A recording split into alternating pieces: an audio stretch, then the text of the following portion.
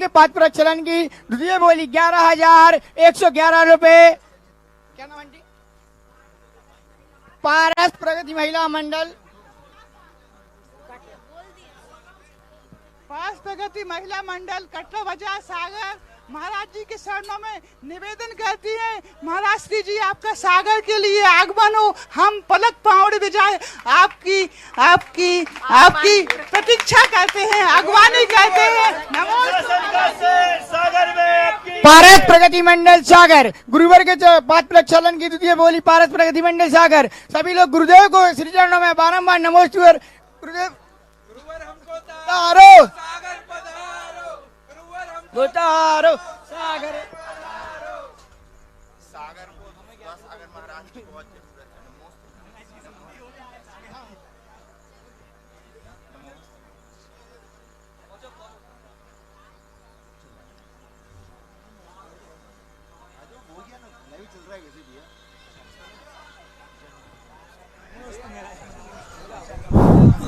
महिला मंडल पारस प्रगति मंडल गुरुदेव के शरणों में। नीचे से आ जाइए आंटी, नीचे से आ जाइए, नीचे से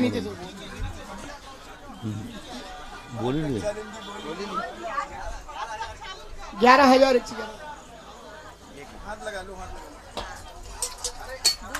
गुरुदेव के श्री चरणों में शास्त्र भेंट करने के लिए प्रथम बोली। गुरुदेव के चरणों में शास्त्र भेंट करने के लिए प्रथम बोली। गुरुदेव के चरणों में शास्त्र भेंट करने के लिए प्रथम बोली 5151 रुपए। गुरुदेव के श्री चरणों में शास्त्र भेंट करने के लिए प्रथम बोली 5151 रुपए।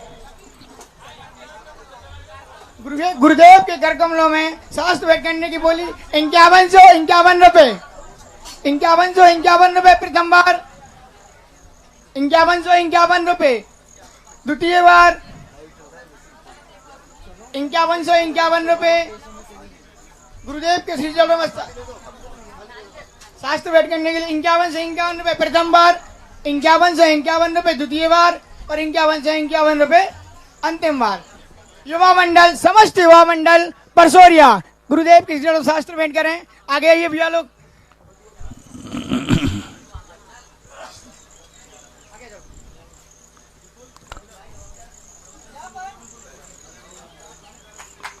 गुरुदेव के श्री चरणों में बारंबार नमोस्तुति। समस्त सेवा मंडल की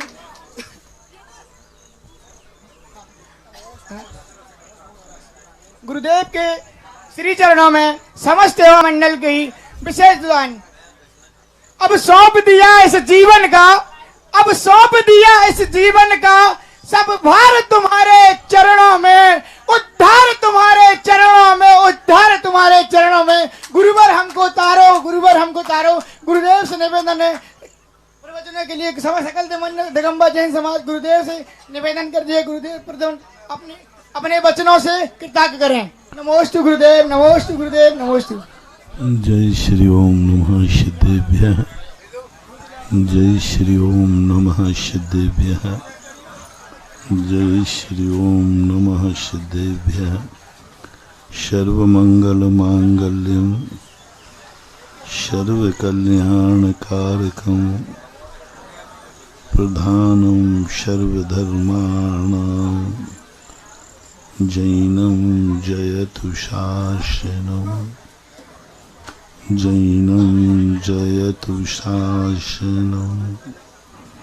पंच परमेष्टि भगवान की आचार्य श्री गुरुवर कुंद कुंद महाराज की, आचार्य श्री गुरुवर विद्यासागर महाराज की।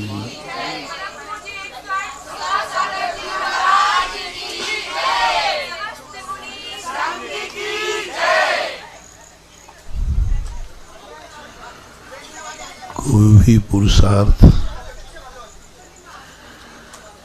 करने के पहले दिशा का ही निर्धारण नहीं किया जाता, दशा पर भी विचार किया जाता। बहुत बार व्यक्ति दिशा तो चुन लेता है लेकिन दशा की दुर्दशा होने से वह एक कदम भी आगे नहीं बढ़ पाता। दिशा तो हमें मिल जाती है, दिशा तो हमें कोई भी दिखा सकता है, और दिशाएं तो बहुत बार हमें दिखाने वाले लोग मिले, लेकिन हम उस दिशा पर क्यों नहीं चल पाए? क्योंकि हमारी वैसी दशा अवस्था नहीं थी। और दिशा हमने कई बार भगवानों से भी प्राप्त की। भगवान ने भी हमें दिशा बताई। भगवान की दिशा बताने के बाद भी हम एक कदम नहीं चल पाए। कोई साधारण आदमी दिशा बतावे तो बात अलग है। भगवान सर्वज्ञ भगवान ने हमें सच्ची राह दिखाई, सही दिशा दिखाई, फिर भी हमारा कदम उस तरफ नहीं बढ़ा। और उन्होंने जिस चीज के लिए निषेध किया, बैरियर लगाया, यहाँ नहीं जाना चाहिए, वहाँ बैरियर तोड़ करके चले गए। मना किया किसी साधारण आदमी ने नहीं, भगवान ने मना किया कि इधर नहीं जाना, ये रास्ता ठीक नहीं है, आगे गड्ढा है। तो भी हम वहीं गए जहां पर मना किया गया था। हमने वही किया जिसे मना किया गया था। हमने वही सोचा दिमाग में जो हमें सोचना नहीं चाहिए था। कल प्रसंग यही चला था कि हमारा मन वही सोच रहा है जो सोचना नहीं चाहिए। जैसे भगवान ने मना किया, सबने मना किया, हे मन तू ऐसी बातें मत सोच, हे मन तू ऐसे मन में विचार मत ला, इन विचारों से तेरा हित होने वाला नहीं है, इन विचारों से अहित ही होता है। फिर भी यह मन उन्हीं विचारों की तरफ बार बार क्यों जाता है? बहुत बार करने के बाद आचार्य श्री ने एक दो पंक्तियां लिखी इस संबंध में। स्वाध्याय चिंतन मनन कर मन रोक पाता, पे स्वान सा मन बाहर दौड़ जाता है। किसकी उपमा दी? दूसरे के मन की उपमा नहीं है, अपने अपने मन की उपमा है कि सबका मन कैसा है। इस मन को समझाते हैं, स्वाध्याय करते, चिंतन करते। भगवान भी हमें विषय देते कि देखो मन को इतना पवित्र उज्जवल रखो, ये गंदी बातें मत लाओ, लेकिन फिर भी मन में श्वान के समान, श्वान को कितना ही खिलाओ पिलाओ, ऐसी गाड़ी में घुमाओ, लेकिन जैसे ही गले का पट्टा छूटता है वो कहाँ दौड़ता है? घूरे की तरफ जाता है, गंदगी की तरफ जाता है। और यही स्थितियां मन की बनती हैं। मन को थोड़ा सा सावधानी छोड़ दो तो मन हमेशा गंदे विचार लाता है। जब विचारों को भगवान तो छोड़ो, तुम्हारा परिवार भी नहीं चाहता, वो विचार आ जाते हैं। चलो भगवान जो चाहते हैं कि तुम्हारे मन में ये विचार ना आवे, तो आप कह सकते हो कि भगवान बहुत ऊंचे विचार चाहता है। उतने ऊंचे विचार हम नहीं कर सकते, चलो कोई बात नहीं। तुम्हारा गुरु जो विचार करता है वैसा तो करो। बोले गुरु महाराज भी भगवान की जाति के हैं, उनके विचार भी बहुत ऊंचे हैं, उतने ऊंचे विचार हम नहीं कर सकते, उतना हम नहीं सोच सकते। आप लोग कहते हो महाराज हम लोग गृहस्थ हैं, जितना आप सोचते हैं, आप जितना पवित्र रखते हैं मन को, हम लोग नहीं रख सकते। आप जैसा विचार नहीं रख सकते। कई लोग ऐसा कहते हैं कि महाराज हमारे ऊपर कोई प्रतिकूल चलता है, कोई हमारे लिए झूठा आरोप लगाता है तो हमें सहन नहीं होता। तो मैंने कहा भैया ये आरोप तो भगवानों पर भी लगते हैं, गुरुओं पर भी लगते हैं, वो सहन करते हैं कि नहीं? तो तुम लोग क्या कहते हो, अरे महाराज आप लोग महाराज हो, क्या टाल देते हो? आप लोग महाराज हो इसलिए आप लोगों को सहन, हम लोग गृहस्थ हैं। मैं समझता हूं आपकी परिस्थिति कि आप उतने पवित्र विचार नहीं रख सकते जितना गुरु चाहता है, ये संभव है। चलो मैं विड्रा करता हूं कि तुम वो विचार मत रखो जो भगवान चाहते हैं। तुम नहीं रख सकते तो वो विचार मत करो जो गुरु चाहते हैं। तुम नहीं रख सकते तो वो विचार मत रखो जो जिनवाणी माँ चाहती है। कम से कम वो विचार तो मत करो जो तुम्हारा परिवार नहीं चाहता है। अब तो कठिन नहीं है, परिवार तो तुम्हारी बहुत ऊंचे विचार नहीं है, वो तो तुम्हारी बराबरी का है, वो भी गृहस्थ है, वो भी तुम भी गृहस्थ हो, वो भी वहीं रह रहा है, तुम वहीं रह रहे हो। कम से कम इतना भी नियम तुम्हारा हो जाए, इतना भी मन कि हम वह बात मन में विचार नहीं करेंगे जिस परिवार पसंद नहीं करता। परिवार को पसंद नहीं है वो नहीं सोचना, इतना तो मन को मना लो, इतना तो मन को अपने अनुकूल बना लो, इतने तो मन पर कंट्रोल करो कि मैं वही विचार नहीं करूंगा जो मेरा परिवार नहीं चाहता है। शुरुआत करो अपनी माँ से, जिसने जन्म दिया, जिसने जीवन दिया। हम वो विचार अपने मन में नहीं लाएंगे जो हमारी माँ नहीं चाहती। हम वो विचार नहीं लाएंगे जो हमारे पिता को अच्छा नहीं लगता। हम अपने मन में वो विचार नहीं लाएंगे जो मेरी पत्नी पसंद नहीं करती है। जो विचार पत्नी को पसंद नहीं है, हम मन में वो विचार नहीं लाएंगे। हम वो विचार नहीं लाएंगे जो हमारे भाई को पसंद नहीं है, हम ऐसा सोचेंगे नहीं। हम वो विचार नहीं लाएंगे जो हमारे बेटों को पसंद नहीं है, हम वो विचार नहीं लाएंगे। इतना भी यदि आपने कर लिया तो आप इंसान से भगवान बन पाएंगे या नहीं बन पाएंगे, लेकिन इंसान जरूर बन जाएंगे।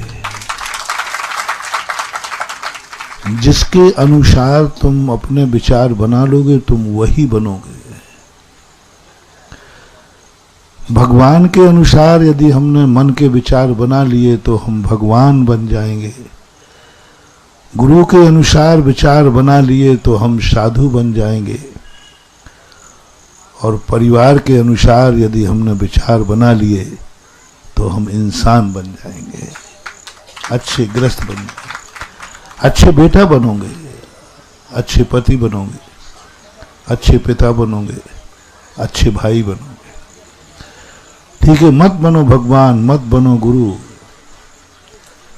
लेकिन कम से कम एक अच्छे पिता तो बनो, एक अच्छे बेटा तो बनो, एक अच्छे भाई तो बनो।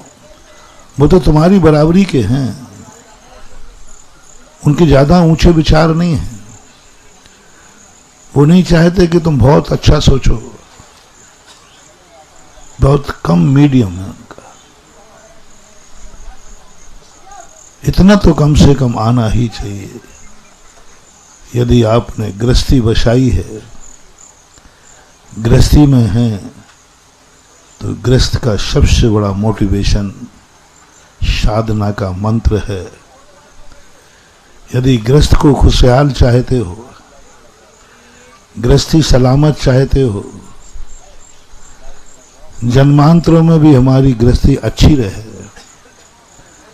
हमें अच्छा परिवार मिले, मरने के बाद भी हम अच्छे परिवार में जन्मे, माँ बाप जो भी हैं सब परिवार अच्छा हो, तो कुछ ना कुछ तो करना पड़ेगा। अच्छे रहने के लिए कुछ ना कुछ अच्छा तो बनना पड़ेगा। तुम जिंदगी बुरी बना के रखो और अच्छे की कामना करो तो होने वाला नहीं, कुछ ना कुछ तो अच्छा करना ही पड़ेगा। आप बोलो क्या अच्छा चाहते हैं,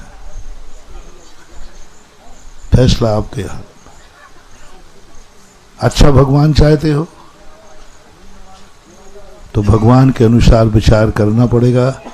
जन्म जन्म तक तुम्हें अच्छा भगवान मिलता रहेगा, और अच्छा भगवान यदि हमें जन्म जन्म तक मिल गया तो एक दिन हम खुद अच्छे भगवान बन जाएंगे, अच्छे भगवान, सच्चे भगवान। लेकिन हमारे लिए एक नियम है, जो जिसके अनुसार चलता है वो बनता है, जो जिसके पीछे चलता है वो बनता है, जो जिसका अनुकरण करता है वो बनता है, जो जिसकी पसंद पूरी करता है वो बनता है। तो हमें फैसला करना है, हमें जन्म जन्म तक अच्छे भगवान मिले। तो बोलो तुमने कौन सा ऐसा विचार किया है जो भगवान को पसंद है? ऐसा कौन सा विचार तुमने छोड़ दिया है जो भगवान को नापसंद है? डायरी मेंटेन करो। मेरे मन में ये विचार आता था, लेकिन मेरा मन है कि जन्म जन्म तक मुझे भगवान मिलता रहे, जिनेंद्र भगवान, सच्चा भगवान। कैसे मिलेगा सच्चा भगवान? इस भाव में तो मिल गया, अगले भाव में कैसे मिलेगा? तो बस भगवान की साक्षी, यदि भगवान तुम्हें पसंद आया है तो, नहीं आया तो मैं जबरदस्ती नहीं कर रहा। आपके मंदिर में बैठा हुआ जिनेंद्र देव आपको पसंद है कि नहीं? बोलो। नहीं हो तो हमारी कोई ऐतराज जबरदस्ती नहीं, आपकी मर्जी, क्योंकि पसंद अपनी अपनी, ख्याल अपने अपने, एज यू लाइक। आप पूछिए कि तुम्हारा भगवान कैसा है, तुम्हें पसंद है क्या? तुम अपना भगवान समझो, मेरे भगवान की मत पूछना। जिसको जो भगवान को मानता हो, क्या वो भगवान तुम्हें पसंद है? अंदर से बोलो, हैं? पक्का पक्का पसंद है कि नापसंद है? थोड़ा जोर से बोलो। तो इसी भाव में निपटना चाहते हो कि जन्मांतर तक भी ये मिलता रहे? अच्छी वस्तु की पहचान है कि जो मिलने के बाद मन में भाव आवे, यह वस्तु मुझे जन्म जन्म तक मिलती रहे। तो अच्छे का निर्णय कैसे करें? तुम्हारे लिए अच्छे का निर्णय कैसे करें? यदि तुम्हारा निर्णय है तो तुमने कभी संकल्प किया कि भगवान और कुछ नहीं चाहिए, बस मैं अच्छा बनूं या नहीं बनूं, लेकिन मेरा भगवान अच्छा है तो मुझे जन्म जन्म तक मिलता है। जन्म जन्म तक भगवान तू मिलता रहे, बस हमें कुछ नहीं चाहिए, मैं भगवान बनूं इतनी औकात मेरी नहीं है, लेकिन इतनी भावना जरूर है कि बस तू मुझे जन्म जन्म तक मिलता रहे। जब भी मेरा जन्म हो, ऐसे स्थान पर हो जहां तू हो, तेरा दर हो, तेरा मंदिर हो, तेरी मूरत हो। इतना सा यदि तुमने भाव किया है तो उसके लिए मैं मोटिवेशन दे रहा हूं। कि तुम एक चीज मन से निकाल देना, ज्यादा नहीं। मेरे मन में एक बुरा विचार आता था जो मैंने छोड़ दिया। बोले क्यों छोड़ दिया? कोई पूछे क्यों छोड़ दिया? बोलो वो मेरे भगवान को पसंद नहीं है। एक विचार, कोई एक विचार भगवान को पसंद नहीं है, बस इसलिए मैं छोड़ रहा हूं। मुझे तो पसंद है, मुझे उस बुरे विचार से कोई ऐतराज नहीं है। मुझे वो बुरा विचार आता है तो मुझे मन में अच्छा लगता है, लेकिन मैं नहीं करूंगा। क्यों? अच्छा लगता है, मैं कर सकता हूं, कोई रोक टोक नहीं है, कोई बाधा नहीं है, लेकिन वो विचार मन में नहीं लाऊंगा, क्योंकि ये विचार मेरे भगवान को पसंद नहीं है। यदि एक विचार भी तुमने इस संकल्प करके छोड़ दिया तो मैं तुम्हें गारंटी देता हूं अगला जन्म में भी तुम्हें जिनेंद्र मिलेंगे। एक पॉइंट नोट करो, कौन सा विचार तुमने छोड़ा है। फॉर एग्जाम्पल देता हूं, तुम खुद निर्णय कर सको तो करो। मेरे में एक गंदा विचार था, लेकिन भगवान को वो पसंद नहीं। मैंने सुना है भगवान ऐसे विचार को पसंद नहीं करते, तो अब आजकल मेरे मन में वो विचार नहीं आता। मैं ऐसे विचार नहीं करते। फॉर एग्जाम्पल, जैसे कोई भय आ जाए, कोई विपत्ति आ जाए, कोई मोह जाग जाए, तो मन करता था जहां से पूर्ति हो वहां से कर लो, जैसे भी मिले वैसे कर लो।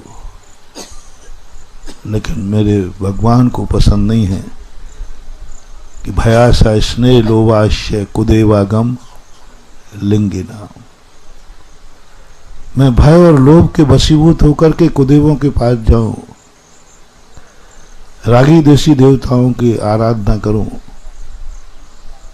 वहां पर मैं अपना सब कुछ समर्पित, क्योंकि मुझे पता चला है कि ये कुदेव तो है, गलत तो है, देव नहीं है। लेकिन यदि मैंने उसकी पूजा नहीं की, उसकी आराधना नहीं की, तो वो मुझे परेशान कर देगा, वो मुझे परेशान करेगा। भय, बहुत सारे लोग, जैनी लोग कुदेवों को पूछते हैं, वो जानते हैं कुदेव है, लेकिन भय, यदि नहीं पूजा तो। घर में आला बना हुआ है, अरे वहां अगरबत्ती नहीं बनाई तो, कहीं यदि पैर पड़ गया तो, यदि उसके सामने निकले और धोख नहीं दिया तो। अभी पहला एक, और तुम्हारे मन में भय है, लेकिन मेरे भगवान को ये पसंद नहीं है। जिनेंद्र देव कहते हैं नहीं, भय के कारण से कुदेव की आराधना नहीं, तो चाहे कुदेव मुझे भस्म कर दे, मिटा दे, लेकिन मैं कभी कुदेवों का भाव नहीं लाऊंगा। मिटा दे, मिटा दे, मार दे, मर दे, मर जाऊंगा, और क्या होगा, क्योंकि मेरे भगवान को पसंद नहीं। मेरे भगवान कहते कम से कम तू मुझे पाकर के इतना सा देख ले, यदि अच्छी चीज तुझे मिल गई है तो उसके प्रतिकूल जो बुरी चीज है उसका तो त्याग कर दे। ठीक है, तुझे अच्छी चीज नहीं मिली थी, और कोई मैं ज्यादा इच्छाएं पूरी नहीं करा रहा हूं, ज्यादा साधनाएं नहीं करा रहा हूं, कम से कम सच्चा मिला है तो खोटे का त्याग तो हो। जब तक सच्चा नहीं मिला था तो कोई बात नहीं, अब तो तूने खुद कहा कि मुझे सच्चा देव मिल गया, मिल गया, तो अब तो कम से कम खोटा छूटना चाहिए।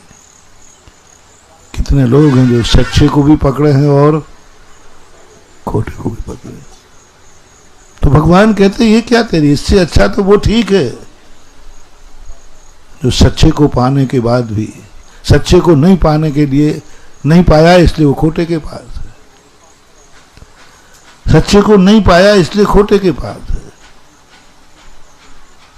एक किसान था, उसको अपने खेत पर एक डायमंड मिला, कंची थी।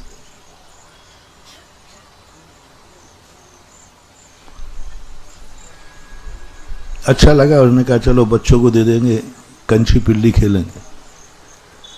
बच्चे ने ला करके खेलना शुरू कर दिया। अच्छी चमकदार थी, कंची मान करके खेल रहा है। एक दिन वहां से जौहरी निकला। जौहरी ने देखा कि अरे ये तो डायमंड है, ये डायमंड ऐसा बच्चा खेल रहा है, कंची पिल्ली खेल रहा है, ये तो तिजोरियों में रखने लायक है, ये तो सुरक्षित स्थान पर होना चाहिए, थाले के अंदर होना चाहिए, अच्छे लोगों के पास होना, ये तो क्या डायमंड है। तो बच्चे के पास गया, बेटा बेटा ये क्या कर, बोले मैं तो कंची खेल रहा हूं, तो ये कंची मुझे दे देना, ले 10 कंची और ले ले। वो कहता नहीं मेरे पापा लाए थे, मैं तो नहीं दूंगा। बुजुर्गों की वस्तु से राग होता है ना बहुत, नहीं नहीं ये नहीं दूंगा, मेरे पिताजी लाए थे इस कंची को, मैं नहीं दूंगा ये।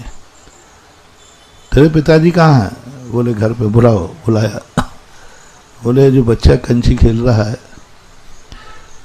इस कंची का मुझे दे दो ना। तो बोले क्या करोगे, बच्चा खेल रहा है, तुम क्या करोगे? इतने बड़े होगा तुम कंची खेलोगे क्या? तुम्हारी उम्र बहुत बड़ी है, इतने बड़े होगा तुम कंची खेलोगे क्या? क्या करोगे, बच्चा खेल रहा है, खेलना दो ना। तो उसने कहा ऐसे नहीं देगा। बोले यदि ये कंची मुझे दे दे तो मैं 250 रुपया दूंगा तुझे। अब किसान का दिमाग समझा, कंची के वो 250,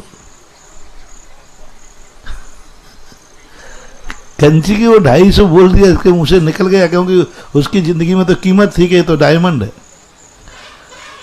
अब सामने वाले का भी नियम होता है, भारत में सबसे ज्यादा नियम होता है कि जो जितने दाम मांगे उससे दूने तुम कर देना। तो उसने कह दिया नहीं साहब 500 में देना हो तो लेना हो तो ले लो।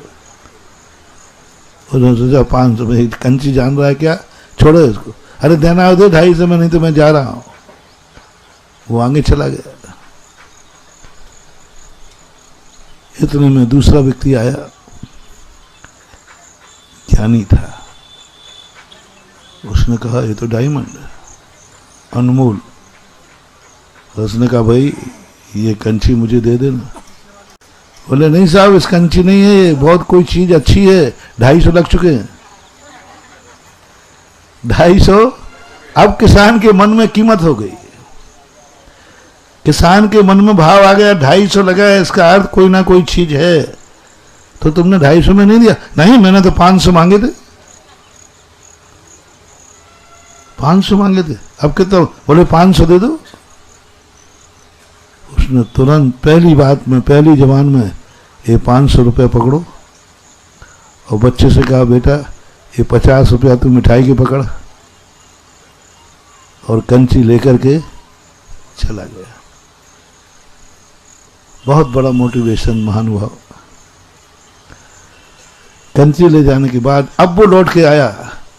वो लौट के इसलिए आया क्योंकि वो परसोरिया का था। अब लौट के आया तो उसने सोचा किसान है, 250 के नहीं, अब बढ़ा देंगे, 300 में दे ही देगा।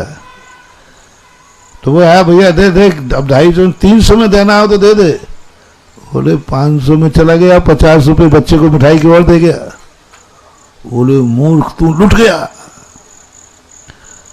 किसान तू लुट गया, वो तो डायमंड था करोड़ों का, तूने 550 रुपए 500 रुपए में दे दिया, वो तो डायमंड था, हीरा था। अब वो खूब बखान करने लगा। किसान भी परसोरिया ही था। वो लौट के जो आया ना 300 कह रहा, वो भी परसोरिया ही का था, और किसान भी। तो उसने कहा भाई साहब मेरी दृष्टि में तो कंची थी, मेरी दृष्टि में तो कम से कम कंची के मैंने 500 तो कमा लिए। तुम्हारी दृष्टि में तो हीरा था, तुमने 250 रुपए के खातिर कमा दिया। तुमने 250 रुपए में कमा दिया, मैंने तो 500 कमाए। मेरी दृष्टि में तो कंची थी, कुछ कीमत नहीं थी, फिर भी मैंने 500 कमा लिए। तुम्हारी दृष्टि में तो 2.5 हीरा था, अनमोल था, करोड़ों का था, तुम जानते थे, और तुमने कितने में खो दिया? 250 रुपए में। बोलो मूर्ख कौन है? हैं? मूर्ख कौन है? मूर्ख कौन है? वो तुम सब हो। वो सब जैनी हैं। ये वो सब जैनी हैं जो जान रहे हैं कि सच्चा देव है, ये डायमंड है, चोखा देव है, जान रहे हैं, उसके बावजूद भी थोड़े से भय और लोभ के कारण सच्चे देव को ग्रहण नहीं कर पा रहा। थोड़ी सी कठिनाई के कारण, थोड़ा 250 रुपए के कारण। और यदि तुम्हें पसंद आ गया है, दूसरे नंबर का था, तो उसने कहा जो मांग वो दूंगा, क्योंकि वो जानता था किसान कितना मांगेगा। 5000 भी मांगता तो दे देता, क्या फर्क पड़ता है, डायमंड। ये कहानी हमने तुम्हें सुनाई, कहीं जिंदगी में, तुम्हारी जिंदगी में तो ऐसे ही नहीं घटित हो रहा है। तुम जान रहे हो कि जिनेंद्र देव अनमोल है, सच्चा है, जान रहे हो, फिर भी तुम इसकी कीमत नहीं कर पा रहे, फिर भी इसको नहीं स्वीकार कर पा रहे हो कि नहीं भगवान, जो तू चाहेगा वही मैं चाहूंगा। बोल मांग प्रभु, क्या चाहिए तुझे? मांग प्रभु, मांग, बोल तुझे क्या चाहिए? जो चाहिए, जैसा चाहिए, मैं वैसा बन के दिखाऊंगा, वैसा करके दिखाऊंगा। बोल, मांग ले। दूसरा किसान, दूसरा व्यक्ति कुछ नहीं पूछा, उसने तो एक ही बात पूछा, बोलो क्या मांगते हो? जो मांगा वो 50 रुपए, क्योंकि वो पहचान गया था ये सच्चा है, और वो पहला वाला भी पहचान गया था। और जैनियों में यहां दोनों बैठे होंगे, पहला जैनी वो बनिया जो जान रहा है जिनेंद्र देव, जान रहा है धर्म को, लेकिन कीमत लगा रहा है 250 रुपया। खो दोगे महानुभाव, खो दोगे। जैसे तुमने ठहराव किया धर्म पर, जैसे तुम्हारे मन में आया कि जो दाम लगाए उससे कम में लेना है, तुम्हें दुकान की, व्यापार की आदत पड़ गई है। ग्राहक चाहता है कम से कम में लो, जितना सेठ जी बताए उससे आधा लगाओ। ये तुम्हारी दुकान की आदत पड़ी है, यही आदत तुम्हारी धर्म में पड़ गई है, धर्म में पड़ गई है। कई बार कोई व्यक्ति धर्म में ऐसा ही करता है, जितनी बोली लगे उससे आधे में, जितना नियम कहूं उससे आधा नियम।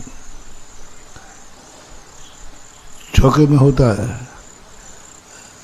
सामने वाला कहता है महाराज जी कितने में आप हार ले लोगे? तो दुकान पे होता है ना, और ग्राहक दुकानदार कहता है 1000 रुपया, तो तुम कहाँ से शुरू होते हो? 500 से। वो आता है 900 पर, तुम जाते हो 600 पर, अंत में 700 में पैसा सौदा। ऐसा कई बार हमें करना पड़ता है। हम कहते हैं आजीवन रात्रि भोजन छोड़ दे, तो बोलता महाराज जी ने आजीवन के यहाँ है, वो 8 दिन से शुरू होता है। तो महाराज 8 दिन में ले लो ना, हम पढ़ते हैं, ये है वो है, दुनिया भर की बात। तो फिर हम लोग आते कि नहीं, इतना तो बहुत कम हो जाएगा, ऐसे अगर 5 साल का ले ले तो कहते महाराज जी अब आप नहीं मानते तो 1 महीने में कर लो ना, 1 महीने का करो महाराज, 1 महीना कर लूंगा। अंत में सौदा 1 साल पे पड़ जाता है। हम कहाँ से शुरू हुए थे और आप कहाँ से शुरू हुए थे? सौदा कहाँ पहुंच गया? 1 साल। बड़ा तरस आता है, बड़ा विकल्प आता है। जब तुम लोगों को हम इस प्रकार की बातें सुनते हैं तो मन ग्लानि से भर जाता है कि ये क्या कर रहे हैं, ये गुरु को पहचान रहे हैं,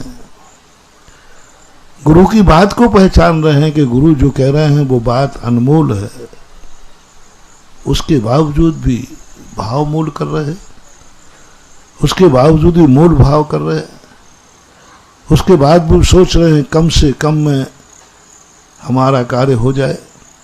मत करो महानुभाव। दुनिया में ऐसे लोग हैं कि इसी आवाज के लिए, इसी गुरु के मुख से निकले हुए वचन के लिए, पूरा करने के लिए तीनों लोग की जन्नत देने को तैयार हैं। गुरु के मुख से निकले तो सही, जो मांगोगे वह दूंगा। प्रभु कुछ नहीं है, मत दया कर, मत तुम अपनी इच्छा बता क्या है। तेरी जो इच्छा होगी वही पूरी होगी। तू जैसा चाहेगा वैसा ही होगा। मेरा जीवन तू जैसा चाहता है वैसा ही होगा। एक बार कह के तो देखो भगवान, एक बार कह के तो देखो। जो कहोगे तुरंत 1 सेकंड की देरी नहीं लगाएंगे, वही हो जाएगा। लेकिन नहीं हो पा रहा है। हम भगवान से ठहराव करते हैं, हम भगवान से कंप्रोमाइज करते हैं। हम सोचते हैं भगवान थोड़ा कम में आओ, जितना कम में हो सके उतना आओ। और इसी कम में करते करते जिंदगी की शाम हो जाएगी और हीरा हाथ से चला जाएगा। तो कम से कम अपने जीवन में यदि समझ में बात आ गई हो तो उसके अनुसार करने की सोचो। वो चाहता है कि तुम मिथ्यात से रहित हो जाओ। भय, स्नेह और लोभ में किसी भी दशा में तुम्हें डिगना नहीं है, क्योंकि तुम्हें सच्चा देव मिल चुका है। ऐसा ही सच्चा साथ, ऐसा ही सच्चा गुरु यदि मिल चुका हो सच्चा, तुम्हें प्रीति हो गई हो कि सच्चा है, तो फिर बहकावे में, डर भय में आने की जरूरत नहीं। फिर निर्णय हो चुका। फिर भी मैंने तुम्हें इतनी ऊंची बात पर, क्योंकि मुझे मालूम है तुम पंचम काल के जीव हो,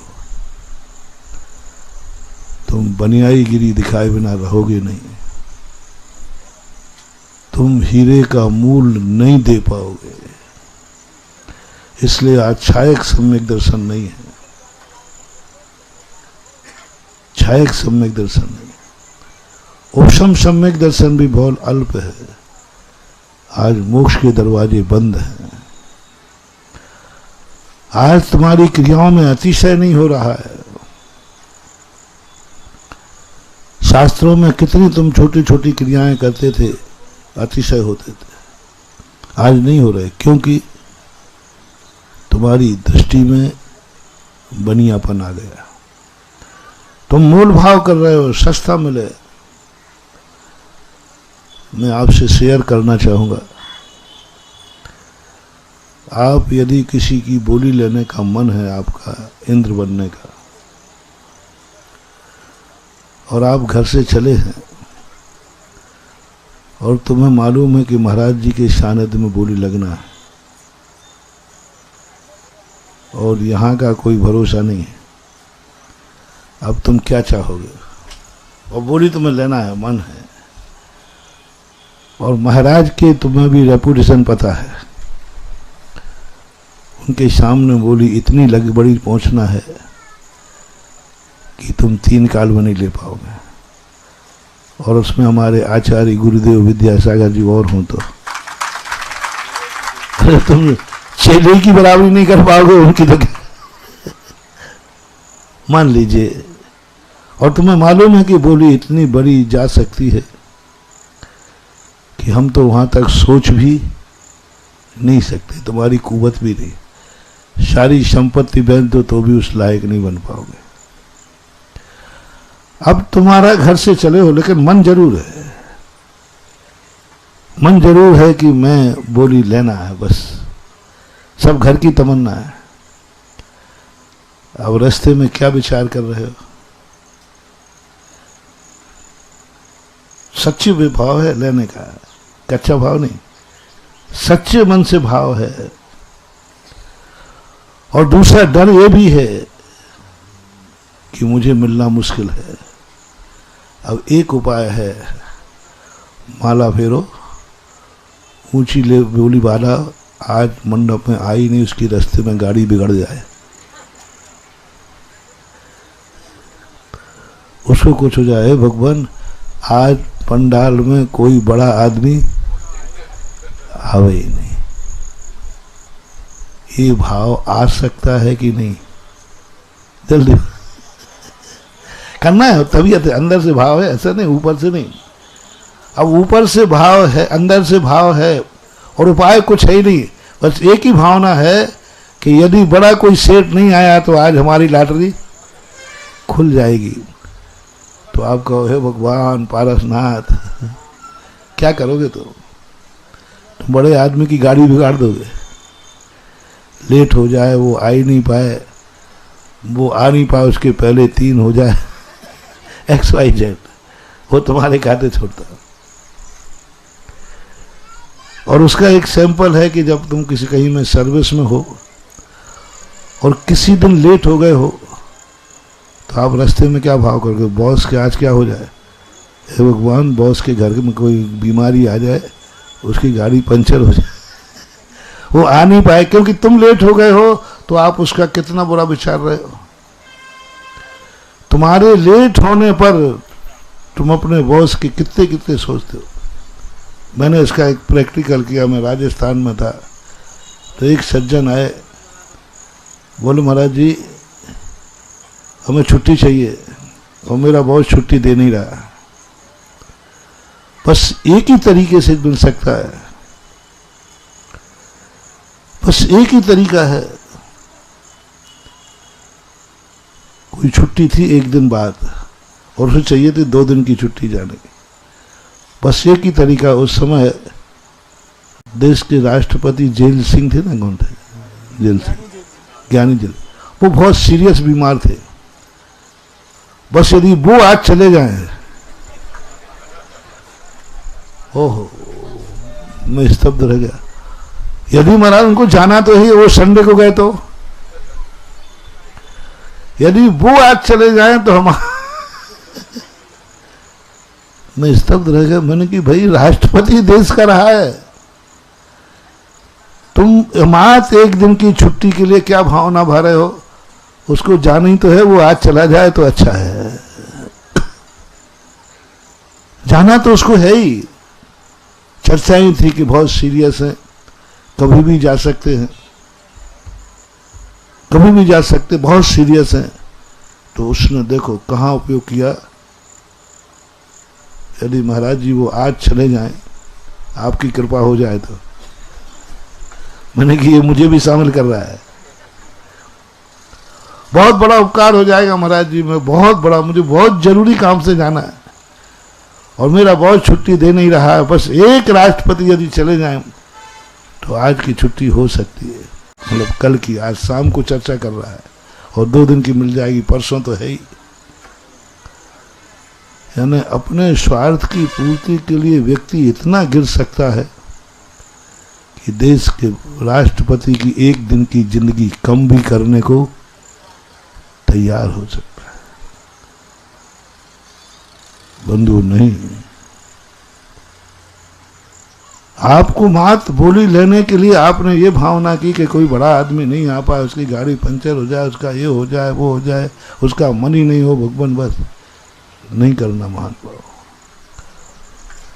बहुत बड़ा पाप है,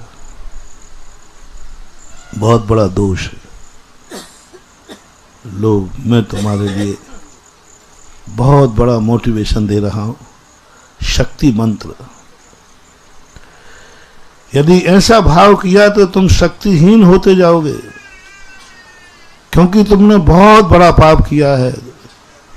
दूसरे को रोक करके तुम आगे बढ़े हो, दूसरे का बुरा विचार के तुमने अच्छा कार्य किया है, उसको ना मिल पाए इसलिए तुमने अच्छा कार्य किया है, बुरा करके, बुरा सोच के, उसको रोक करके तुमने किया है। कभी ये गलती नहीं करना, भूल कर नहीं करना, अन्यथा आज तुम जितने लायक हो कल इतने लायक भी नहीं रहोगे। क्या करना, क्या सोचना, नहीं भगवान, आज भगवान की बोली लगना है, इंद्र बनने की। संसार के जितने बड़े आदमी हो आज जरूर आना चाहिए, मुझे मिले या नहीं मिले, बस मुझे गर्व ये हो कि भगवान की बोली का, भगवान का मूल्य क्या है, दुनिया को दिखा सकें। देखा भगवान के पंचकर्णा की बोली ऐसी गई, दुनिया को दिखा सकेंगे मेरे भगवान के अभिषेक की बोली ऐसी गई। मुझे मिले या नहीं मिले, पर तेरी अभिषेक की कीमत अनमोल हो जाए।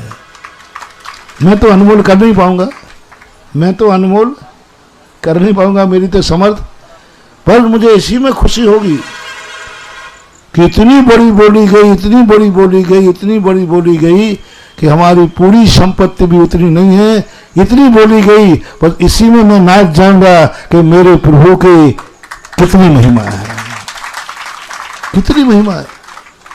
आज भगवान दया मत करना मेरे पर, मेरी भावना है बहुत तेज है, सब घर में सलाह करके हुआ है, इंद्र तो बनना ही है, बहुत ही भावना, लेकिन भगवान मेरे पर दया मत करना। सवाल मेरा नहीं है, सवाल तेरे प्रभाव का है। मेरे इंद्र बनने से क्या होने वाला है, और जब बोली बढ़ेगी, चारों तरफ चर्चा होगी, तो महिमा तेरी बढ़ेगी, और तेरी महिमा जितनी बढ़ेगी, बस यही मेरी इंद्र बनने की तमन्ना पूरी हो जाएगी। कुछ नहीं, बढ़ो, अपनी भावना मत करो कि बोली बढ़ जाएगी तो मुझे नहीं मिलेगी, नहीं, बढ़ने दो, मुझे मिले या नहीं मिले, मुझे मिले या नहीं मिले, लेकिन अभिषेक की मूल्य बढ़ जाएगा, इंद्र की बोली बढ़ जाएगी। ये परिणाम तुम्हारे अंदर आया, सावधान, बहुत बड़ा मंत्र दे रहा हूं। उसी समय पुण्य ने तुम्हारे अंदर प्रवेश कर दिया, एक दिन तुम उस समर्थवान हो जाओगे कि तुम्हारे सामने कोई बोली वाला टिक नहीं पाएगा। इतने समर्थ होगा कि कोई सारी दुनिया आ जाए, कोई टिक ही नहीं पाएगा, सब पीछे छूटते जाएंगे, और तुम नंबर 1 पर बोली ले लोगे, क्योंकि तुमने अपने खातिर मंदिर की बोली को कम नहीं होने दिया, बल्कि कहा मुझे मिले या न मिले, प्रभु तेरी महिमा बढ़ना चाहिए, तेरी महिमा बढ़ना चाहिए। ऐसा परिणाम जब आ जाता है तब विकास बनता है। गुरु शुभ प्रमोदम वाली बात, मैं पास हुआ हूं कि नहीं हुआ हूं, कोई तो पास हुआ है। आज मंदिर के अंदर प्रतिमान की कथाएं पढ़ करके क्यों बोधि समाधि निधानम कहा, भले मेरे अभिषेक में वो चमत्कार नहीं है, लेकिन कोई तो था कोटि भट्ट राजा श्रीपाल के समय, जिससे गंधोदक की बूंदों से कुष्ठ रोग दूर हुआ था। कथा को सुनकर के जो आनंद उमड़ता है, मैं चमत्कार नहीं कर पा रहा हूं, मैं अतिशय नहीं कर पा रहा हूं, मेरी कुवत नहीं है, लेकिन यदि किसी ने किया है उसको देख करके भी यदि हमारे अंदर आनंद आ गया तो एक दिन हमारे अभिषेक में भी वो चमत्कार आ जाएगा, आएगा पक्का है। अभी हमारे में नहीं हुआ। जैसे हमने कई बार कहा कि कोई व्यक्ति फेल होता है, उसने कह दिया बेटे कि महाराज हम कभी पास होंगे ही नहीं। जोशी ने बता दिया, मैंने कहा एक उपाय है, तेरी क्लास में कोई पास होता है कि नहीं? बोले होता है। बस उसकी खुशी मनाना तू शुरू कर दे। स्वयं तो फेल है, पक्का है, और पास होना ही ये भी निर्णय है कि मुझे तो पास कभी होना ही नहीं है, तो उसने पढ़ाई छोड़ दी। उन्होंने कहा क्या पढ़ना, जब पास होना ही नहीं है तो पढ़ना क्या? मेरे पास व्यक्ति आए, बोले, मैंने पूछा बेटा पढ़ते नहीं? बोले महाराज ज्योतिष ने बता दी हमारी किस्मत में पढ़ाई की लकीर नहीं है, मैं पास हो ही नहीं सकता। और महाराज 2 बार फेल भी हो गया हूँ, इसलिए मैंने पढ़ना छोड़ दिया। मैंने कहा एक उपाय है बेटा, तो पास हो जाएगा, पास हो जाएगा। बस एक उपाय कर ले। तेरी क्लास में कोई पास होता है कि नहीं? बोले सब होते हैं। तो बस उनकी खुशी मनाना शुरू कर दे,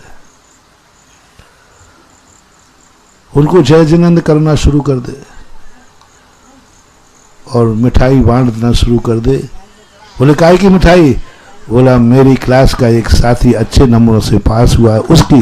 तू क्या हुआ? मैं तो फेल हुआ हूं, मैं तो फेल हुआ हूं, उसका गम मुझे नहीं है। न मेरी क्लास में कोई मेरिट लिस्ट में आया, उसकी खुशी मुझे है।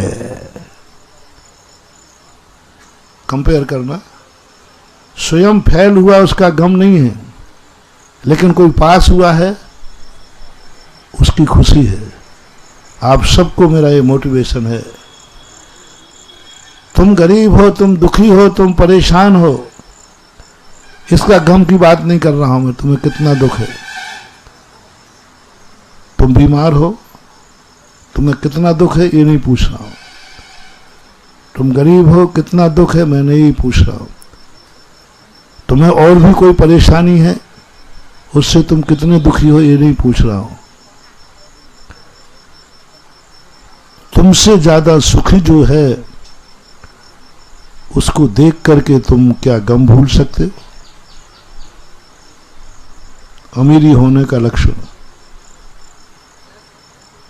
अमीरी होने का, आगे बढ़ने का लक्षण, तुम कितने खुश हो।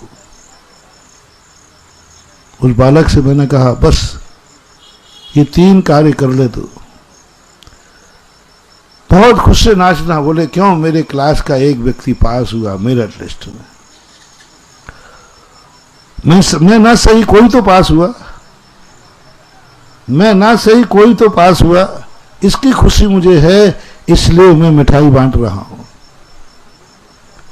इस साल वो कर लेना, इस साल वो करना। उसने किया। मैंने कहा अगली साल एडमिशन ले लेना। उसने एडमिशन लिया, 65% नंबर आए उसके। फार्मूला क्या दिया? अपने फेल होने का गम मत मनाओ, किसी के पास होने की खुशी मनाओ, तुम्हारा गम दूर हो जाएगा। ये खोज थी जैन दर्शन की। महावीर ने कभी नहीं कहा कि मैं सुखी हो जाऊं। महावीर ने सदा कहा सुखी रहें सब। अपने लिए नहीं कहा कि मैं सुखी रहूं, उन्होंने कहा सारा जगत सुखी रहे। लो सारा जगत ज्यों का त्यों है, और महावीर सुखी हो गए। अपना दुख भूलो। जो 2 दिन पहले मैंने कहा था, सुदामा की ऐसी दर्दता थी, जिंदगी में कभी भी पूरी नहीं होती। सुदामा इतने परेशान थे, वो परेशानी कोई दूर नहीं कर सकता। यदि कृष्ण जी से करवाते भी तो भी कितना करते, लेकिन सुदामा का मोटिवेशन देखना महानुभाव।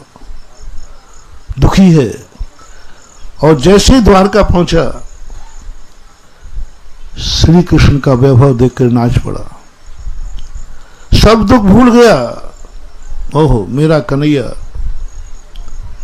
मेरा कन्हैया त्रिखंडाधिपति, मेरा, उसको इतनी खुशी हुई, इतनी खुशी हुई कि वो अपना दुख भूल गया और श्री कृष्ण के आनंद में आनंदित हो गया। परिणाम ये हुआ कि 8 दिन बाद जब लौट के पहुंचता है तो सोचता है कि मैंने बुद्धू होकर के श्री कृष्ण के आनंद में नाचता रहा, मैंने अपना दुख तो मैंने बताया ही नहीं, बोला ही नहीं, मैं तो बोल नहीं पाया। इतना आनंद आ गया मुझे कृष्ण का वैभव देख करके, मैं अपना दुख भूल गया, मैं कह ही नहीं पाया। घर जाके क्या जवाब दूंगा? सब लोग मरे हुए मिलेंगे, 3 दिन के भूखे तो वैसे ही थे, और 5-6 दिन और हो गया, मर गए होंगे सब, घर उजड़ गया होगा। ये सोचते हुए जा रहा है, लेकिन वहां तो कुछ अलग ही था। झोपड़ी महल में बदली थी और परिवार का सब बोले ये सब क्या, ऐसा कैसे? जो किस्मत जिंदगी में नहीं बदलना थी, सामने वाले गुणवान को देख कर आनंद आ गया, वो जिंदगी क्षण भर में बदल दी, क्षण भर में बदल दी। कुछ नहीं बनू, भक्ति भी यही है। भक्ति को जाकर के तुम बहुत दुर्भाग्य हो, बहुत दुर्भाग्य है। और जैसे भगवान को देखते हैं तो व्यक्ति क्या कहता है, आओ भाग्य मेरो, बस यहीं से पुण्य चालू हो गया। अपना दुख भूल गया, अपना दुर्भाग्य भूल गया, और कहता है मेरा दुर्भाग्य कैसे? कल ही कहा था ना मैंने, कल या परसों, कि तुमसे कोई कहे तुम जन्म जन्म के पापी हो, तुम जिंदगी में कभी सुखी नहीं रह सकते, तुम बहुत जन्म उनके गंदे हो, देखो तुम्हारे पास कोई मजदूरी भी नहीं है, भीख भी नहीं देता, तुम सब में क्या कहना, जी, तुम अपनी सफाई मत देना। वो कहे तुम ऐसे हो तो तुम कहना जी। जितनी तुम्हारी बुराइयां करे, जितने निकृष्ट शब्द बोले, तो तुम्हें क्या बोलना है, जी। हाँ सही बात कह रहे। तुम जन्म जन्म के पापी हो, बोले जी। तुम जन्म जन्म के वैष्णी हो, बोले जी। तुम क्या कहना है, सब जी कहते जाना। जब वो तुम्हें टाइटल देते देते थक जाए, बुरे टाइटल, तो कहना साहब और कुछ पता, और कोई टाइटल बचा जो दे दीजिए, वो सब मैं हूं। लेकिन मालूम, मेरा एक पुण्य का उदय है, मेरा एक पुण्य का उदय है, जिस कारण मैं जिंदा हूं, जिस कारण मैं थोड़ा आनंद में आ जाता हूं। अरे तेरे पुण्य का उदय, क्या पुण्य का उदय है? बोले बताओ। मैं एक अमीर व्यक्ति के पड़ोस में रहता हूं, मेरे बाजू में एक अमीर की बिल्डिंग है, पड़ोसी मेरा अमीर है, यही पुण्य है मेरा। और मैं उसको देख करके प्रतिदिन कहता हूं, मैं भली पापी सही, लेकिन पड़ोसी तो पुण्यात्मा मिला। मैं भली जन्म जन्म का पापी सही, लेकिन पड़ोसी तो जन्म जन्म का पुण्यात्मा मिला। कम से कम वह चीज तो मिली।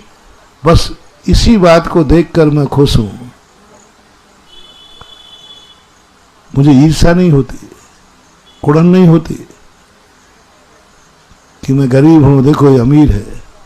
मुझे हर्ष होता है कि मेरे पड़ोसी में कोई जन्म जन्म का पुण्यात्मा रहता है, उसका पड़ोसी मैं हूं। अमीर के पड़ोसी होने का आनंद, झोपड़ी वालों सुन रहे हो, अमीर का पड़ोसी होने का आनंद यदि मना सको तो जाओ, अगले साल की दिवाली तुम्हारी भी चकाचक हो जाएगी। भक्ति क्या है? मैं भली कैसे ही भी हूं, लेकिन भगवान मेरा, मैं संसारी हूं, मैं रागी द्वेषी हूं, मैं सब दुर्गुणों से भरा हूं। कोई कहे, शास्त्रों में कहा जाता है तुम में सारे दुर्गुण हैं पंचम काल में, तुम अच्छे व्यक्ति हो ही नहीं, बहुत गंदे आदमी हो। तो तुम्हें क्या बोल रहा है? क्या बोल रहा है जी? सफाई मत दे। जितने तुम्हें बुरे टाइटल मिले, तुम्हें एक जी कहना है, फिर अंत में कहना मालूम एक अच्छाई है, एक खुशी है मुझे कि मैं अच्छे भगवान का भक्त हूं। मैं तो बुरा हूं, मैं तो जो टाइटल आपने दिए वो टाइटल भी कम है, लेकिन मुझे एक खुशी है कि मेरा भगवान सच्चा है। मैं बहुत अज्ञानी हूं, लेकिन मुझे खुशी है, अज्ञान का गम नहीं है, अज्ञान का गम नहीं है मुझे। क्यों? क्योंकि मेरा भगवान ज्ञानी है, हमें उस ज्ञान की खुशी है। अब देखना, दो चीजें आ रही है। मैं क्या हूं तो अज्ञानी का दुख होता है कि नहीं? बोलो, होता है। और एक और खुशी मनाना, मेरा गुरु ज्ञानी है, मैं अज्ञानी हूं। अब इन दोनों में तुलना करना, तुम्हारा गुरु ज्ञानी है और तुम अज्ञानी हो, तुम्हें अज्ञानपने का दुख हो रहा है या गुरु ज्ञानी है इसका आनंद आ रहा है, ये फैसला आपके हाथ में है। बहुत कठिन प्रश्न है। गुरु का ज्ञानी होना और तुम्हारा निपट अज्ञानी होना। निपट, निपट जानते? नमोकार मंत्र भी तुम्हें याद नहीं हो रहा है। ओहो, एक महाराज हुए महानुभाव, बिल्कुल कुछ भी नहीं, गुरु महाराज थक गए, नमोकार मंत्र जिंदगी में याद नहीं करा पाए, इतने अज्ञानी। भाई तू कुछ मत कर, नमोकार मंत्र अकेला पढ़ना शुरू कर दे, लेकिन इधर नमोकार मंत्र पढ़ावे, बोलो नमो रियंताणम, वो कहते क्या बोला? फिर बोला बोल ना माँ ओ की मतलब, अब तो ना बोलने में वो कहता महाराज जी क्या बोला? यानी उसका इतना क्षोभहीन था कि महाराज के गुरु के द्वारा निकला हुआ नमो को भी दोहराया, जब तक गुरु के मुख से निकला वो कान में पहुंचा भूल गया महाराज ने क्या कहा। इतना अज्ञानी था, लेकिन वो सदा प्रसन्न रहता था। संघ के साधु लोग उसको कहते थे बेशरम, मोटी चमड़ी, और प्रतिदिन उसको डांट पड़ना। एक दिन तो गुरु ने कह दिया भैंस के सामने बीन बजाना है, पहाड़ से सिर उड़ना, जा तेरा कल्याण कभी हो ही नहीं सकता। थक गया मैं, आज के बाद तू क्लास में नहीं आएगा, ध्यान रखना। और फिर वो क्लास में पहुंच गया। फिर वो कहना महाराज जी पढ़ाओ ना, पढ़ाओ ना। अब क्या पढ़ा है? महाराज कहते क्या पढ़ाऊं तुझे? संघ के साधु कहते फिर भी तेरी बेशरम है तू, तेरे मन पर शिकन नहीं आई कि तू इतना अज्ञानी है। वो एक ही बात कहता था, मुझे अज्ञानपने का दुख है, लेकिन मुझे खुशी है कि मेरा गुरु ज्ञानी है। मेरा गुरु, बस यही बात में बोले मुझे आनंद है कि मैं ज्ञानी गुरु का चेला हूं। मैं तो मूर्ख हूं, मैं तो मूर्ख हूं, लेकिन मेरा पुण्य है कि मैं मूर्ख गुरु का चेला मूर्ख नहीं हूं। मूर्ख गुरु का मूर्ख चेला होना खतरनाक है, ज्ञानी गुरु का मूर्ख चेला होना कोई खतरनाक नहीं है, क्योंकि गुरु ज्ञानी है ना, क्या डर का है। यदि ज्ञानी गुरु हो तो कोई खतरा नहीं है, हम भली गलती करेंगे गुरु संभाल लेगा। इतना खुश रहता था, बस एक ही बात रहता था, मैं अज्ञानी हूं, मैं मूर्ख हूं, इसका गम मुझे नहीं है, मेरा गुरु ज्ञानी है, इसका आनंद मुझे है। कमाल देखना महानुभाव, गजब, क्या अतिशय हुआ। एक दिन वो महाराज आहार करके लौट रहे थे, उड़द फटक रही थी एक महिला, सीधे साधे बोले भाई ये क्या कर रही है? बोले महाराज जी छिलकों को बाहर फेंक रही हूँ उड़द को। मैंने बोले क्यों? ये छिलके स्वाद में बाधक हैं, उड़द का क्या करोगे? बोले इसी से व्यंजन बनाएंगे, इसी से भूख मिटेगी, इसी में आनंद है। बस महाराज कहते हैं यही तो गुरु समझा समझा के मर गए कि शरीर छिलका है और आत्मा उड़द है, छिलके को फेंक, उड़द का आनंद ले। ओहो, भेद विज्ञान हो गया। वही उसी समय भेद विज्ञान हुआ। भले मैं अज्ञानी हूं लेकिन मेरा गुरु कितना ज्ञानी है, ऐसा ध्यान करने बैठे, रास्ते में खड़े खड़े केवल ज्ञान हो गया। गुरु को समाचार दिया कि तुम्हारे उस शिष्य को, बोले उसको केवल ज्ञान? अरे कोई दूसरा उसको केवल ज्ञान होगा? जिसके नमोकार मंत्र नहीं सिखा पाया उसको केवल ज्ञान होगा? हो ही नहीं सकता। जब पता चला उसको केवल ज्ञान हो सकता, गुरु ने विश्वास नहीं किया। हमारे आचार्य जी की दीक्षा हुई थी ना, तो आचार्य जी के संबंध में मल्ली सागर को जब फोटो दिखाए गए तो मल्लप्पा को घर में, तो उन्हें फाड़ दी। उसको कोई दीक्षा देगा? छोकरे को? उसका बाप मैं हूं, मेरे बिना पूछे कैसे दीक्षा हो सकती? कौन देगा? तो बड़े भाई थे महावीर उनके, तो मैं पहले ही जानता था तूने कहीं जंगल में नंगा करके फोटो उतवा लिया है। महावीर बड़े थे ना और वो छोटे थे, तो कई बार मार देते थे। अभी आचार्य जी तो बचपन से सीधे साधे रहे और महावीर तेज थे, तो जानते कि तूने पीठ पाट करके फोटो उतरवा लिया। हो ही नहीं सकता। उसको कौन दीक्षा देगा छोकरे को? और इस उम्र में कोई दीक्षा दी जाती है? और मैं बाप बैठा हूं, मेरे बिना पूछे कैसे दीक्षा होगी? कौन देगा?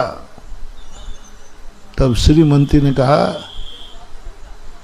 थोड़ा अहंकार कम करो, फोटो को गौर से देखो, बाजू में आचार्य ज्ञान सागर महाराज भी बैठे हैं। गौर से देखो, जनता भी बैठी है। फिर उन फोटो को जोड़ के देखा तो फिर रोने बैठ गए। होता है कभी ऐसा, इसको बोलते हैं चमत्कार, जिसकी उम्मीद पिता भी नहीं कर सकता कि ये इतने योग्य है, और उसने चमत्कार दिखा दिया। गुरु की दृष्टि में अयोग्य और उसने योग्यता दिखा दी। गुरु की दृष्टि में अयोग्य और केवल ज्ञान हो गया। गुरु बैठे रह गए। गुरु गुड़ हो गए और चेला शक्कर हो गए। गुरु ज्ञानी थे और चेला केवल ज्ञानी हो गया। किसके बल पर? मैं भली अज्ञानी हूं लेकिन मेरा गुरु ज्ञानी है। मैं भली खोटा हूं लेकिन मेरा गुरु, मेरा भगवान चोखा है। मैं भली फेल हुआ हूं लेकिन मेरी क्लास में कोई तो पास हुआ है। मैं भली मेरे पास झोपड़ी है लेकिन मेरे पड़ोस के पास महल है। मैं उसका पड़ोसी हूं, वो मेरा पड़ोसी नहीं। मेरा पड़ोसी अमीर है ये भाव नहीं करना। मैं ऐसे पुण्यात्मा पड़ोसी का अमीर हूं, यही मेरे आनंद का कारण है। बस ऐसी परिणति तुम्हें जाग जाए, आपका क्षय उपशम बढ़ जाएगा, आपका पुण्य बढ़ जाएगा, आपका पुण्य बढ़ जाएगा। आपको जिस क्षेत्र में आगे बढ़ना है उस क्षेत्र में आगे बढ़ने वाले की प्रशंसा शुरू कर दो, उसकी संगति करना शुरू कर दो और अपने आप को भाग्यशाली मानना शुरू करो। तुम्हारा भाग्य नहीं पलटा है। भाग्यवान की संगति करने के पे भी मार तुम्हें ये भाव आ जाए, मैं भाग्यवान हूं क्योंकि मैं भाग्यवान की संगति कर रहा हूं। इसी का नाम भक्ति। मैं पुण्यहीन हूं लेकिन पुण्यवान की पूजा कर रहा हूं। भक्तांबर पाठ में क्या कहा, भगवान मैं तो पतित हूं, प्रभु पतित है, प्रभु पतित पावन, मैं अपावन, मैं पतित हूं। तो रोने बैठ, बोले रोने क्यों बैठूं, तू पावन है ना, इसकी खुशी मुझे ज्यादा है। मेरे पतित होने का दुख नहीं है, तेरे पावन होने की खुशी ज्यादा है कि मेरा भगवान पावन है, पवित्र है। इस खुशी का नाम भक्ति है। भक्ति और कुछ नहीं। भक्ति का चमत्कार करना है तो यही है कि तुम सामने वाले भगवान के गुणानुवाद करते करते थको मत, और तुम में एक भी गुण नहीं है फिर भी नाच रहे हो, फिर भी आनंद से भर रहे हो। ऐसी भक्ति में, ऐसी शक्ति में चमत्कार प्रकट होता है। इसलिए आज का सबसे बड़ा रूप दिया कि सबसे पहले हम अपने आप को देखें, समझें कि हमारी परिणति क्या है और हमारा जीवन कैसा है, इसको समझने का प्रयास करें। समय आपका हो गया। महावीर भगवान की।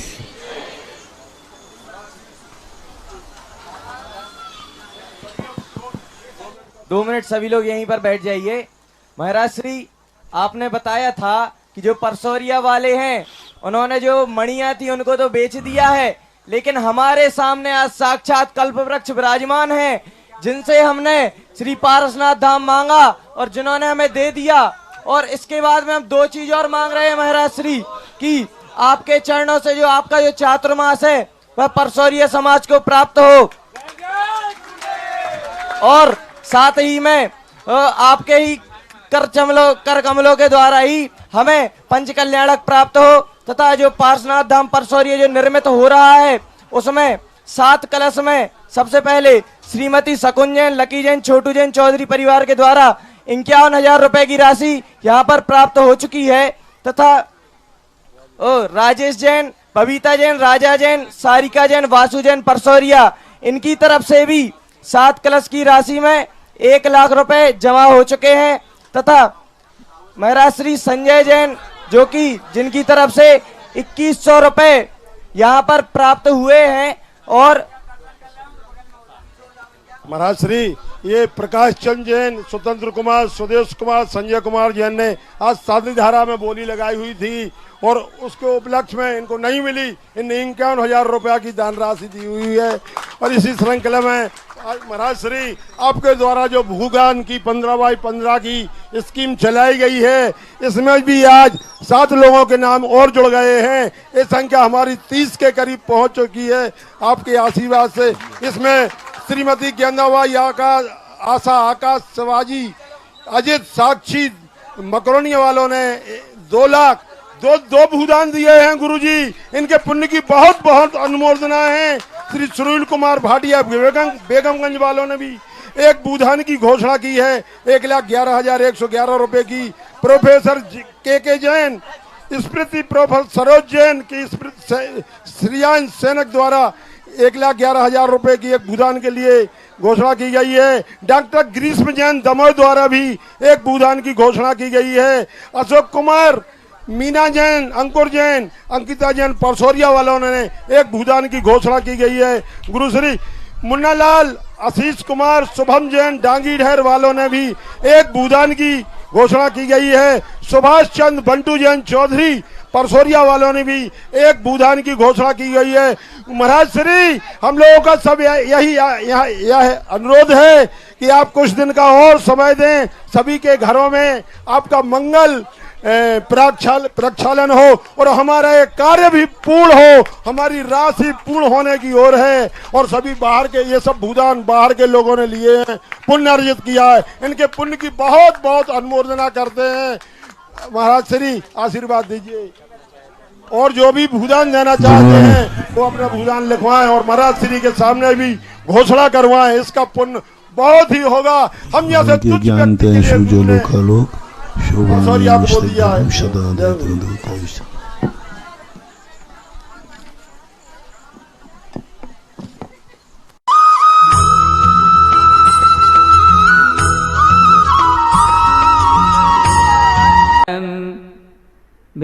कर्तारं कर्मभूभृतां ज्ञातारं विश्वतत्त्वानां वन्दे तद्गुणलब्धये। बोलो देवादेव श्री वर्धमान भगवान की, परम पूज्य गुरु आचार्य श्री विद्यासागर जी महाराज की।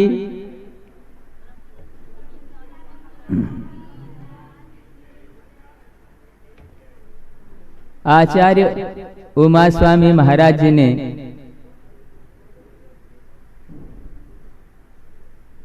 तत्वार सूत्र ग्रंथ के माध्यम से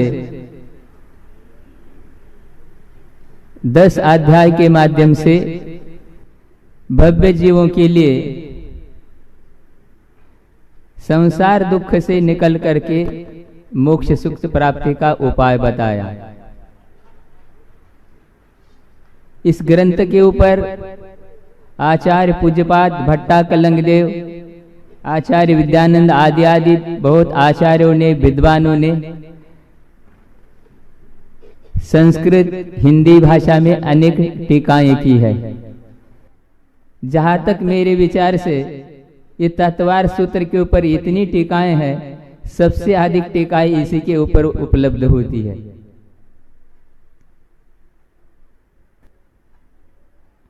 प्रथम अध्याय के प्रथम सूत्र में आचार्य महाराज जी ने सूत्र दिया, सम्यक दर्शन ज्ञान चारित्राणि मोक्ष मार्ग है।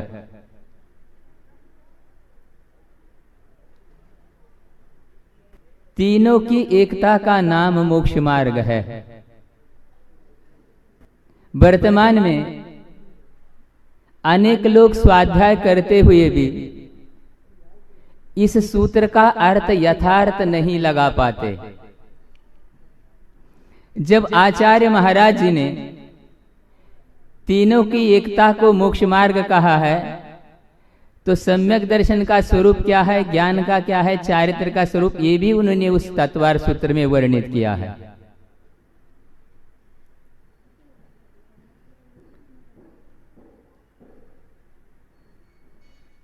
चारित्र का अर्थ उनको जो अभिप्रेत है, उस चारित्र को ही हमको इसमें स्वीकारना चाहिए।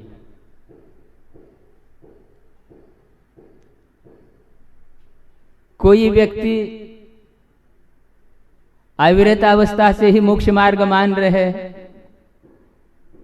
कोई संयमा संयम में ही मोक्ष मार्ग मान रहे, लेकिन वस्तुतः उस सूत्र का अर्थ ऐसा है क्या?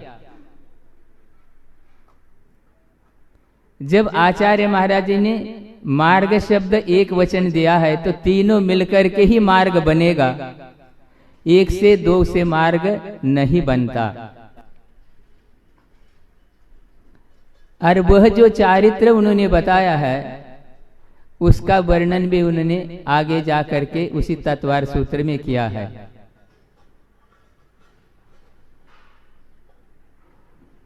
सामायिक आदि जो 5 प्रकार का चारित्र है, वही चारित्र इस प्रथम सूत्र में उनको अभिप्रेत है। यह हमको हमेशा स्मरण रखना चाहिए। इसलिए तीनों की एकता रूप मार्ग जो होता है, वह सकल संयम में ही होता है, नीचे के गुण स्थान में नहीं होता। ये आचार्य महाराज का टीकाकारों का अभिप्राय स्पष्ट है।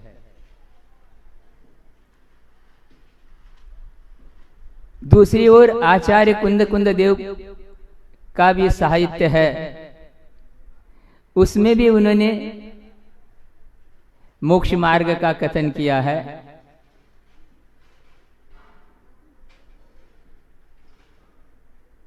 गुरु महाराज जी के माध्यम से हम लोगों को समय सार आदि ग्रंथ पढ़ने का भी अवसर आया, और प्राय करके आचार्य महाराज हम लोगों को आचार्य जयसेन महाराज की टीका से ही ग्रंथ का अध्ययन कराते थे। आचार्य महाराज हिंदी आदि व्याख्या नहीं हो तो मूल ग्रंथ से ही पढ़ाते। लेकिन इस समय सार ग्रंथों के प्रकाशन में भी कुछ अनुवादकों ने आचार्य जयसेन महाराज के अभिप्राय के अनुसार अनुवाद न करके अपने मन से अनुवाद किया है और उसके माध्यम से वहां पर अर्थ की संगति न बैठते हुए विसंगति आ गई है। कुछ बातें ऐसी है कि जो स्थूल रूप से भी अपन सोच सकते हैं। आचार्यों ने 4 प्रकार के पुरुषार्थ का उपदेश आगम में दिया। तो जो लोग असंयम अवस्था में अथवा संयमासयम अवस्था में मार्ग मानना चाहते हैं, तो सामान्य से कोई व्यक्ति यदि ये पूछे कि भाई घर में रहते हुए व्यक्ति कितने पुरुषार्थ कर सकता है, तो उत्तर यही मिलेगा 3 पुरुषार्थ कर सकता है। और कथनचित मान लो कोई श्रावक ऐसा है कि अपना जो पारिवारिक खेती व्यापार उद्योग पुत्र पौत्रों के ऊपर सौंप करके अब हम अर्थ को और काम को भी पूर्ण रूप से विराम देकर अकेला धर्म पुरुषार्थ हम करेंगे, ऐसा भी कोई व्यक्ति हो सकता है, उसमें कोई बाधा नहीं है। लेकिन कोई कहने लग जाए कि घर में भी मोक्ष पुरुषार्थ होता है, तो ये उसकी मान्यता दिगंबर परंपरा के मूल ग्रंथों के अनुसार कदापि ही घटित नहीं हो सकेगी, क्योंकि आचार्यों ने कहा कि मोक्ष पुरुषार्थकार वस्त्र का विरोध है।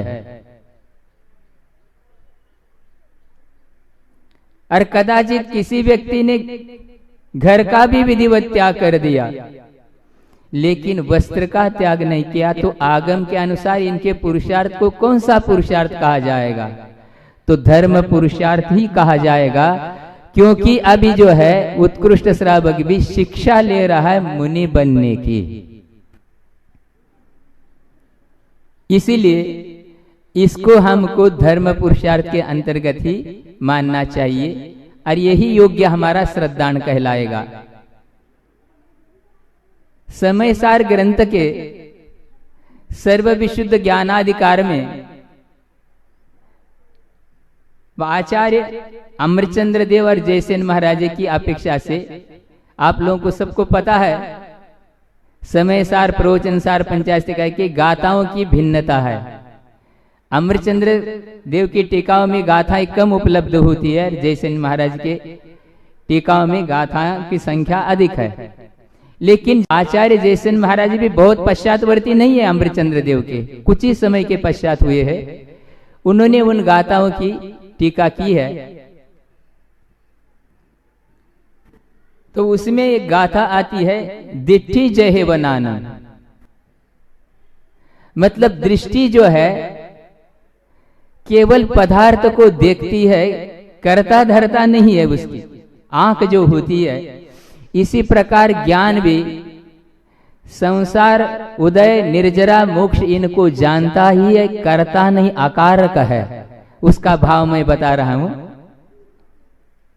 उसकी टीका में आचार्य जयसेन महाराज जी ने पूर्ण टीका होने के बाद विशेष रूप से कुछ कथन किया है। अब 5 भावों के माध्यम से कौन से भाव से मोक्ष होता है, इसके ऊपर विचार किया जाता है। और एक कारिका दी उन्होंने, उसमें मोक्षम कुर्वन्ति मिश्रोक्षमिक चायिका विदा बंधम आवदय को भावो निष्क्रिय पारिणामिक। मोक्ष को करने वाले 3 भाव है, औक्षमिक, क्षायोक्षमिक और क्षायिक। और पारिणामिक भाव जो है संसार का भी और मोक्ष का भी कारण नहीं, वो निष्क्रिय है। तो उसके टीका में उन्होंने खुलासा किया है,